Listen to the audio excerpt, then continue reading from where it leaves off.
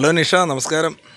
ഞാൻ ഇച്ചിരി കലിപ്പില്ല. എന്തു പറ്റി? നിങ്ങൾ കഴിഞ്ഞ ദിവസം കുറേ നാട്ടുകാരെയും വെറുപ്പിച്ച് ഞങ്ങളെയും വെറുപ്പിച്ച് എനിക്ക് നാണക്കെട്ടുണ്ടാക്കി വെച്ച്. എന്ത് സംഭവം എന്താണ്? അല്ല, നമ്മൾ എത്ര വർഷമായിട്ട് തുടങ്ങിയ സൗകര്യം? നമ്മൾ ഒരുപാട് വർഷമായിട്ട് കൂട്ടാണ്.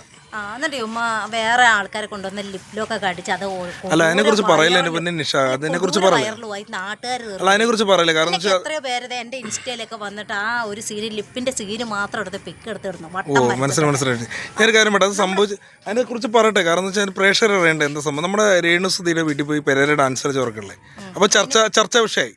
അപ്പോൾ കുറേ ആൾക്കാർ പറഞ്ഞു ബിഗ് ബോസിലാവും വരും, കാരണം അങ്ങനത്തെ ബിഗ് ബോസിലാവും വരും, അതുകൊണ്ട് കണ്ടന്റ് ചെയ്താലെന്ന് പറഞ്ഞപ്പോൾ ഞാൻ എൻ്റെ ഒരു എന്താ പറയുക മണ്ടത്തരം കാണിച്ചതാണ്. അങ്ങനെ സംഭവം ചെയ്ത് കഴിഞ്ഞാൽ ചിലപ്പോൾ ചർച്ചാ വിഷയമായി വരും എന്നുള്ള രീതിയിൽ ചെയ്താണ്. അതിനെ എനിക്ക് തെറ്റുപറ്റി. കാരണം എൻ്റെ കുറച്ച് സുഹൃത്തുക്കൾ നമ്മുടെ സുമേഷ് കുട്ടിലൊക്കെ, മാഹിൻ മൂവാറ്റുപുഴ, പിന്നെ നമ്മുടെ അൻവർ ആലുവ സിംഗർ, പുള്ളിയൊക്കെ പറഞ്ഞപ്പോൾ എനിക്ക് അതായിക്കോട്ടെ. കാരണം എന്ന് വെച്ചാൽ ഇങ്ങനെ കാണുമ്പോൾ തെറി വിളിക്കുകയല്ല ചെയ്യണമെന്ന്, അതിലപ്പുറമായിരിക്കും. പക്ഷേ അത് എന്താണെന്ന് വെച്ച് കഴിഞ്ഞാൽ അത് നമുക്കൊരു തെറ്റ് പറ്റി എന്നുള്ളത് നമ്മൾ അത് ജനങ്ങളോട് പറയുമ്പോഴാണ് നമ്മൾ യഥാർത്ഥ മനുഷ്യരാവണം. അപ്പോൾ എനിക്കൊരു തെറ്റ് പറ്റി, ഞാൻ തിരുത്തി പറഞ്ഞു. കാരണം ഇനി അങ്ങനത്തെ ഒരു കണ്ടന്റ് ഉണ്ടാവില്ല, ഇനി അങ്ങനത്തെ ഒരു വീഡിയോസ് ഉണ്ടാവും. ബിഗ് ബോസിൽ വരാൻ പറ്റിയ അല്ല, ബിഗ് ബോസിൽ വരാൻ സാധിച്ചാൽ വരട്ടെ, മനസ്സിലായി? വന്നാ വരട്ടെ, ആയിക്കോട്ടെ. ഇനിയിപ്പോൾ അതുകൊണ്ട് ഇല്ലല്ല, ഇനിയിപ്പോൾ അങ്ങനത്തെ ഒരു വീഡിയോസ് ഇല്ല. അങ്ങനെയൊന്നും വിളിക്കില്ല, അവരെടുത്ത് ദൂരെ കളയുള്ളൂ ലിപ്പടിക്കുന്ന സീനൊക്കെ ഇട്ടവരെ.